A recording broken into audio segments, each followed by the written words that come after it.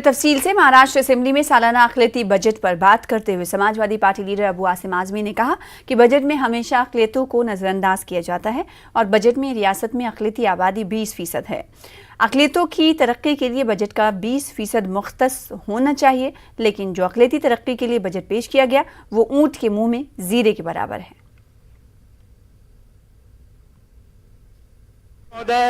मैं महाराष्ट्र विकास आघाड़ी में मोहतरम अजीत पवार साहब ने जो 2022-23 का बजट पेश किया उस पर अपने ख्यालात को इजहार करने खड़ा हुआ हूं।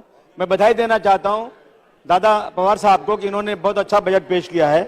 इन्होंने इसमें जो है इंडस्ट्री, ट्रांसपोर्ट, ह्यूमन रिसोर्सेज यानी इस बजट का बुनियादी हक मसला यह है कि इसमें डेवलपमेंट होना चाहिए। अध्यक्ष महोदय, इस बजट को सपोर्ट करने खड़ा हुआ हूं। अध्यक्ष महोदय, मैं एक कहता हूं कि एक ही फन तो हमने सीखा है जिससे मिलिए उससे खफा कीजिए। एक ही फन तो हमने सीखा है जिससे मिलिए उसे खफा कीजिए। ये तकाजा मेरी तबीयत का है, हर किसी को चिराग पा कीजिए। अध्यक्ष महोदय, कमजोर आबादी है माइनॉरिटी जो 20% है। अध्यक्ष महोदय, हर बार कोई नई बात नहीं है और आपको सपोर्ट करना चाहिए।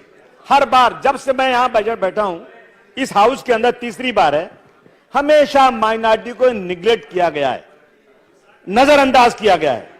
4,27,000 करोड़ के बजट में अध्यक्ष महोदय एक्सपेंडिचर रेवेन्यू महसूल खर्च में गवर्नमेंट ने BSC ST को, जो एक तबका कमजोर है, मैं मानता हूं कि ये SC ST के लोग बहुत कमजोर हैं, उनके लिए 21,318 करोड़ मैं ताली बजाकर स्वागत करता हूं और मिलना चाहिए। मैं किसी की मुखालफत नहीं कर रहा हूं, लेकिन बजट का 3.9% SC ST BC को दिया गया, ये मुझे खुशी है। लेकिन 20% माइनॉरिटी है उसे दिया गया 677 करोड़, 607 करोड़ रुपया, जो बजट का 0.15% है। सत्तार भाई, आपको ख्याल करना चाहिए, आप मंत्री हैं। माइनॉरिटी का मतलब मुसलमान नहीं है। माइनॉरिटी का मतलब है मुस्लिम, ईसाई, बुद्धिस्ट, पारसी, जैन, सिख, जूस, ये सब माइनॉरिटी में है, जिसको कम से कम मरती हालत में 2,500-3 हजार करोड़ मिलना चाहिए। तब मैं समझता कि कुछ हमारी प्यास बुझी है। अध्यक्ष, मुझे एजुकेशन पे 14.57% बजट का दिया गया। बजट का हेल्थ पे 3.63% दिया गया। हिजाब के मामले पर कर्नाटक हाईकोर्ट के फैसले के मुतालिक मारूफ कानूनदा मजीद मेमन का कहना है कि तालीमी इदारों में मुस्लिम बच्चियों के हिजाब पहनने पर पाबंदी आयद करना गैर आईनी है। इनका कहना है कि सुप्रीम कोर्ट में मुस्लिम फरीक को कई अर्जदाश्त दायर करने के बजाय एक मुस्तहकम अर्जदाश्त दाखिल करना चाहिए। हमारे नुमाइंदे मोहिउद्दीन ने मजीद मेमन से खास बातचीत की। हिजाब के मामले पर कर्नाटक हाईकोर्ट का फैसला जो है वो इसके खिलाफ मुख्तलिफ आरा पेश की जा रही है और मुख्तलिफ रिएक्शन आ रहे हैं। हमारे साथ मजीद मेमन साहब हैं, एडवोकेट मजीद मेमन, जो कि राज्यसभा के साबिक रुकन भी रहे हैं और उसी के साथ साथ माहिर कानून हैं और एनसीपी पार्टी से भी वाबस्ता हैं। हम इनसे जानते हैं कि सर, जो फैसला आया है हिजाब के ताल्लुक से, इसको आप जो है वो किस तरह देखते हैं? देखिए, एक बात जो नोट करने की है वो ये कि हिजाब से किसी को क्या तकलीफ़ है, चाहे वो कर्नाटक की सरकार हो, चाहे वो हिंदू आउटफिट्स हों, चाहे सेना है, या पता नहीं क्या क्या नाम है जहाँ वहाँ पर, कि वो लोग ने एक कोहराम मचा रखा है कि लड़कियों को, मुसलमान लड़कियों को हिजाब पहनने की इजाज़त स्कूलों और कॉलेजों में न दी जाए। मैं इस पर एक दो अहम सवाल खड़े करना चाहता हूँ, जो मैं चाहता हूँ कि जनता तक पहुँचे और वो लोग जो इक़्तिदार में बैठे हैं उन तक पहुँचे। पहले ये कि हमारे मुल्क में आज करोड़ों रुपया पब्लिक मनी बच्चियों की तालीम पर खर्च किया जाता है, एजुकेटिंग वीमेन। अब वो पैसा खर्च करके ताकि लड़कियां जो हैं, और उसमें ख़ास तौर पर माइनॉरिटी कम्युनिटी की लड़कियां, मुस्लिम लड़कियां या सिख लड़कियां या दलित लड़कियां, माइनॉरिटी और बैकवर्ड लड़कियां जो है, उनको ज़्यादा से ज़्यादा तालीम मिलने की सहूलत होनी चाहिए। उनके लिए ख़र्च करना चाहिए, उनके पीछे उनको इनकरेज करना चाहिए, उन्हें स्कूल तक पहुंचाना चाहिए। और यहाँ तो उल्टा हो रहा है कि स्कूल से दौड़ा रहे हैं उनको कि आप ये पहन के मत जाइए। अगर आप इसको आइन की नज़रिए से देखें, मज़हब अपनी जगह, सियासत अपनी जगह। अगर आप इसको आइन की नज़रिए से देखें तो आइन में आपको कितनी रोक टोक लगाई जा सकती है कि आप ये ना खाएं, आप ये ना पहने, आप यूँ ना जाएं, आप ये सब नहीं हो सकता।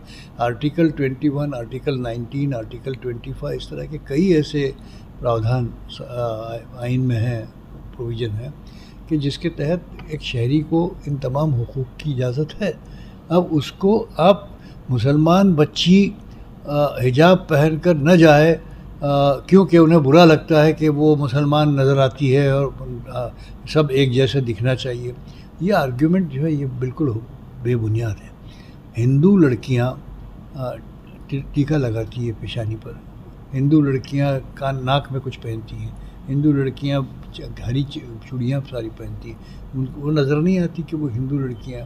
क्या वो हिंदू मज़हब में टीका लगाना कंपलसरी नहीं है? जिस तरह से आप कह रहे हैं कि इस्लाम में ये हिजाब पहनना कंपलसरी नहीं है, इसलिए हम उस पर बैन, कंपलसरी न होना एक बात है, उस पर बैन लगाने की आपको अनुमति मिलना चाहिए या नहीं, ये सवाल है। क्या आपने अगर बैन लगाने की बात करते हो आप, तो हिंदुओं की टीका लगाने पर भी बैन लगाइए, आप वो नहीं कर सकते आप। तो इसलिए बराबरी का आपको सबके साथ में रवैया होना चाहिए। आगे बढ़ेंगे। परभनी जिले के 600 गांव और देहातों पर बिजली कटौती की तलवार लटक रही है। महावितरण ने 200 गांव और देहातों की बिजली पहले ही काट रखी है। ये दायरा मजीद वसी हो सकता है। इस तरह का इंतबाह MSEDCL के ज्वाइंट डायरेक्टर मंगेश गोंडवाले ने दिया है। इनका कहना है कि मराठवाड़ा रीजन में 850 करोड़ रुपया बिजली का बिल बकाया है, जिसमें से परभनी जिले के 1,30,000 मकानात और सनती इदारों पर 350 करोड़ का बकाया है। बकायाजात की वसूली के लिए बेदारी मुहिम और कैंप मुनक्किद किए जा रहे हैं, लेकिन इनका खातिर खा असर नहीं हो रहा है। MSEDCL ने 31 मार्च तक बकायाजात की अदायगी की सहूलत दी है। महाराष्ट्र में 2200 करोड़ की थकबाकी अभी भी बची हुई है, उसमें से 850 करोड़ मराठवाड़ा रीजन में है और मराठवाड़ा में से 350 करोड़ खाली परभनी में है। तो परभनी के एरियाज कंपैरेटिवली बहुत ज़्यादा है और वहाँ पे वसूली बहुत कम हो रही है। लोगों ने काफ़ी सारे अभियान चलाए, उसके बावजूद भी अगर रिकवरी कम है तो हमको वहाँ की इलेक्ट्रिक सप्लाई बंद करनी पड़ेगी। इनफैक्ट अभी आज की हालत ये है कि वहाँ से 200 गाँव में बिजली की सप्लाई बंद की हुई है और 400 गांव रडार पे है, जिसमें ये नौबत ये एक्शन लेनी पड़ सकती है। मुंबई में सेंट्रल रेलवे की 5वीं व 6ठी लाइन का काम मुकम्मल होने के बाद रेलवे ने पटरियों के किनारे मकीनों को खाली करने का नोटिस दिया है, जिसमें मुमरा के सैकड़ों मकान शामिल हैं, जिस पर मकामी MLA व हाउसिंग मिनिस्टर जितेंद्र औहान ने रेल इंतजामिया से बात करके इन्हें इंतबाह दिया कि ये ज़मीन महाराष्ट्र हुकूमत की है, लिहाजा मुमरा में पटरियों के किनारे मकान को खाली कराने की कोशिश ना किया जाए। DRM को मैंने ये एक चीज़ बताई है कि ये ज़मीन उनकी नहीं है, ये ज़मीन महाराष्ट्र सरकार की है और महाराष्ट्र सरकार की ज़मीन के ऊपर रेलवे दावा नहीं बोल सकती। तो फिर भी उन्हें नोटिस दिया जा रहा है। देखेंगे, नोटिस दिया होगा, उन्होंने ज़मीन की जानकारी नहीं है। अब हम इनको तो सामने करेंगे ही नहीं, हम खुद सामने जाएंगे कि हमारे सरकार की जगह है। कल मैंने अधिवेशन में कहा कि हम एक भी झोपड़ा तोड़ने नहीं देंगे। नांदेड़ म्युनिसिपल कॉर्पोरेशन के तहत शहर में गैर कानूनी तजावुज़ को हटाने के महकमे की जानिब से की गई कार्रवाई के खिलाफ मोहम्मद मुख्तारुद्दीन ने खुदसोजी की धमकी दी है। तफसीलात के मुताबिक मोहम्मद मुख्तारुद्दीन की शहर के अम्बेडकर नगर में 1000 स्क्वायर फीट जगह है। इस जगह की मिल्कियत का तनाज़ा पिछले 18 सालों से अदालत में ज़ेर समात रहा और हाल ही में इस मामले में अदालत ने मोहम्मद मुख्तारुद्दीन के हक़ में फ़ैसला सुनाया, जिसकी वजह से मोहम्मद मुख्तारुद्दीन ने इस जगह को अपने कब्जे में लेते हुए यहाँ 3 शेड खड़े किए हैं। इस दौरान 12 मार्च को अचानक नांदेड़ म्युनिसिपल कॉर्पोरेशन इंतजामिया के अहदेदार ने किसी भी तरह की नोटिस दिए बगैर मोहम्मद मुख्तारुद्दीन की जानिब से खड़े किए गए 3 शेड को हटा दिया और इसे उखाड़ कर ले गए। म्युनिसिपल कॉर्पोरेशन इंतजामिया की जानिब से की गई गैर मुनसिफाना कार्रवाई के खिलाफ एहतजाज करने और अपने अफराद खाना के साथ कॉर्पोरेशन दफ्तर के सामने खुदसोजी करने की धमकी इन्होंने दी है। ये अंबिका नगर में मेरा प्लॉट है 11, 12, 13। वहाँ पे रात में आके नगर पालिका ने अतिक्रमण करके ले गई मेरे प्लॉट में से। बाउंड्री घेरे वाली थी, बाउंड्री रात में तोड़ के ले गई। तो मेरे को मालूम में आया तो फ़ोन लगाया 112 पे, साहब ऐसी थी चोरी हो रही। तो उन्होंने बाद में मेरे को वापस कॉल आया उनका कि तुम्हारे इसमें अतिक्रमण हो रहा, नगर पालिका के लिखी। तो मैं उनको पूछा कि रात में ऐसा कौन ऑफिसर है जो कि रात में 12 बजे आकर अतिक्रमण करके ले जा रहा। वो क्या है कि बोले वहाँ जाके देख लो, पूछ लो, बोले वो नहीं मालूम। बोले तब मगर वहाँ से थाने से ऐसा मौका आया वाला है। तो बाद नगर पालिका वालों को पूछा मैंने सब लोगों को, तो उन्होंने कोई जवाब नहीं दे रहा। मैं कोर्ट का ऑर्डर है मेरे पास कि मेरे ज़मीन में बन सकता हूँ कुछ भी बोल के, मेरा कोर्ट का ऑर्डर। मेरे कोर्ट पे तो ये 3 सेट मार रहा था राउंड बाउंड्री, तो बाउंड्री तोड़ के लेके रात के 12 बजे उन्होंने। ये अधिकार है क्या मेरे को? ये मैं कल 16 तारीख के दिन आत्मदहन करने वाला हूँ, इन्होंने मेरा सामान वापस नहीं करे तो। मालेगांव शहर के पुराने आगरा रोड की असरनो तामीर जारी है। ठेकेदार कंपनी की जानिब से जगह जगहों पर रास्ते की खुदाई की जा रही है। इसी खुदाई के दौरान ताज होटल के करीब साइना से मालेगांव तक पानी पहुंचाने वाली मेन पाइपलाइन को जेसीबी मशीन की वजह से लीक हुआ है और घंटों तक पाइपलाइन से फव्वारे की तरह लाखों लीटर पानी बहता रहा। कॉरपोरेशन का कोई भी अफसर इस ताल्लुक से बोलने को तैयार नहीं, मगर गर्मी का मौसम है, आने वाले दिनों में पानी की भारी किल्लत महसूस हो सकती है और ऐसे में पानी का ज़ाया होना किसकी जिम्मेदारी?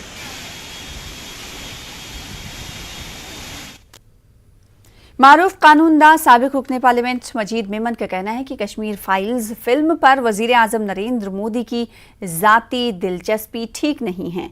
मजीद मेमन ने कहा कि वजीर आजम को इन्हें अपने ओहदे के वक़ार का ख्याल रखना चाहिए। ये मामला जज्बात और मजहबी नौयत का है, इससे लोगों के जज्बात भड़क सकते हैं। देखिए 1990 में, आज से कम 30 साल पहले ये वाक़यात हुए थे कि कश्मीरी पंडित के साथ कोई जालिम ढाए गए, उन्हें वहाँ से भगा दौड़ा दिया गया था, उसके लिए कौन जिम्मेदार है वगैरह। ये बातें, इसका चर्चा पिछले 3 दशकों से बाकायदा चल रहा है। अब अचानक ये एक फ़िल्म बनकर आ गई है कश्मीरी फाइल्स, तो उसको प्रधानमंत्री ने खुद, वज़ीर आज़म ने ज़ाती तौर पर दिलचस्पी लेकर उसको प्रोपेगेट करने की कोशिश करना, ये शोभा नहीं देता उन्हें, यह उचित सही नहीं है उनके लिए। प्रधानमंत्री को मालूम होना चाहिए कि ये मामला जो है ये बड़ा एक जज्बाती मामला है, धार्मिक मामला है और इससे लोगों के जज्बात भड़क सकते हैं। ये ज़ख्म जो भर चुके हैं लगभग, वो उनको फिर से कुरेदना या उन्हें फिर से उजागर करना हिंदुस्तान के हक़ में नहीं है, हिंदुस्तानी अवाम के हक़ में नहीं है।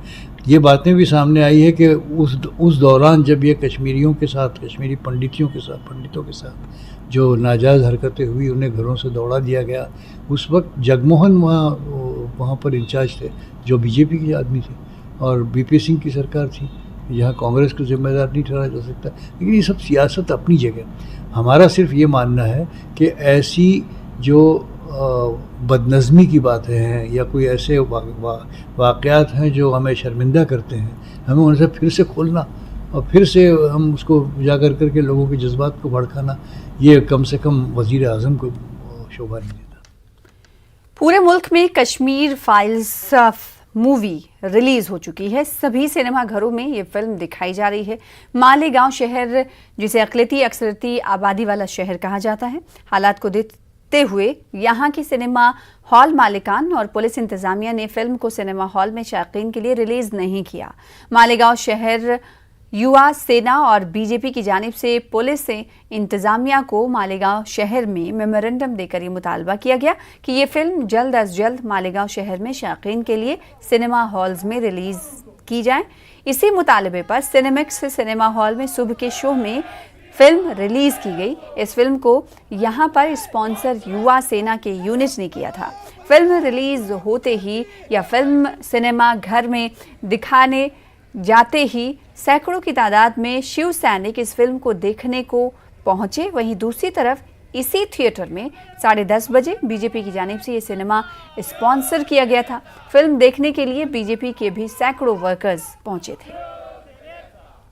आज यहाँ पर हम द कश्मीर फाइल्स का जो पहला शो है वो युवा सेना की तरफ से देख रहे हैं।